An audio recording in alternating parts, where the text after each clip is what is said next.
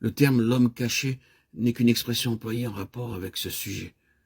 Mais reconnaissons immédiatement qu'il établit une distinction entre l'homme intérieur et l'homme extérieur, dans un sens différent de celui qui lui est donné en dehors des Écritures. Ce n'est pas la distinction des psychologues ou des philosophes, qu'ils soient anciens ou modernes, païens ou chrétiens. Pour eux, l'homme intérieur, c'est l'âme, et l'homme extérieur, c'est le corps. Il n'en est pas ainsi dans la parole de Dieu. Ici, l'homme intérieur ou caché, c'est l'esprit, et l'homme extérieur, c'est l'âme ou le corps, l'un ou l'autre, ou bien tous les deux. Ces deux désignations, âme et corps d'une part, et esprit d'autre part, sont respectivement synonymes des termes homme naturel et homme spirituel.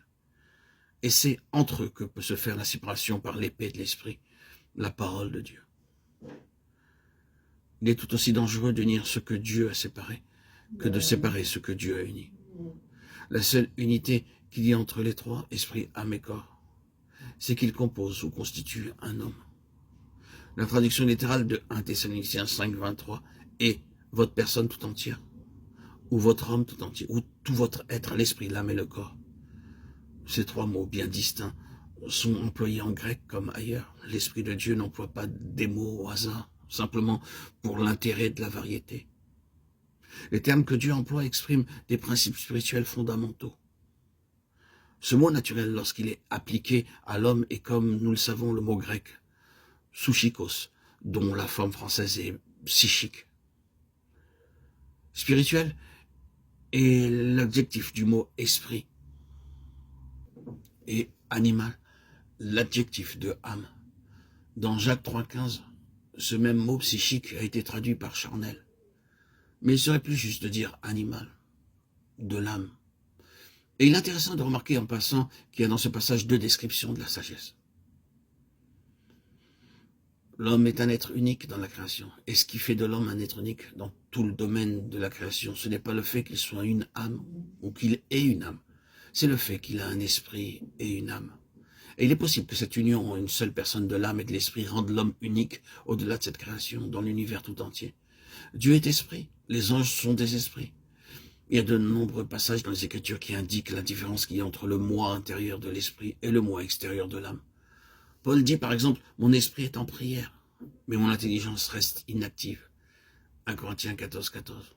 Ensuite, dans 1 Corinthiens 2, 14, il dit que l'homme naturel, psychique, n'accueille point les choses qui sont de l'esprit de Dieu. Et il ne peut les comprendre parce que c'est spirituellement qu'on en juge. Ou par l'esprit. Cette distinction est très soulignée dans le récit que fait Paul de la révélation qu'il a reçue. J'en reviendrai pourtant aux visions et aux révélations du Seigneur. Je connais un homme en Christ qui fut, il y a 14 ans, ravi jusqu'au 3e ciel. Ce fut en son corps, je ne sais, Dieu le sait. Je sais que cet homme, si ce fut en son corps ou sans son corps, je ne sais, Dieu le sait, fut ravi jusque dans le paradis et entendit les paroles ineffables qui n'est pas permis à un homme de révéler. En ce qui concerne cet homme-là, oui, je puis me glorifier. Ici, il parle de l'homme intérieur. Puis, il poursuit en disant, en ce qui concerne exclusivement ma personne, je, c'est-à-dire l'homme extérieur, ne me glorifierai pas. 2 Corinthiens 12, 1, 5. Celui qui peut recevoir la révélation est l'homme intérieur. Et celui qui fait partie de l'extérieur n'est pas une raison de joie. Il est charnel. Remarquons ici, en passant, que les choses révélées à l'esprit ne sauraient être exprimées par l'homme extérieur, à moins que le Seigneur n'en donne le pouvoir. Dans un autre passage, l'apôtre demande les prières des enfants de Dieu afin qu'il lui soit donné de faire connaître en toute liberté le mystère de l'Évangile. Éphésiens 6, 19.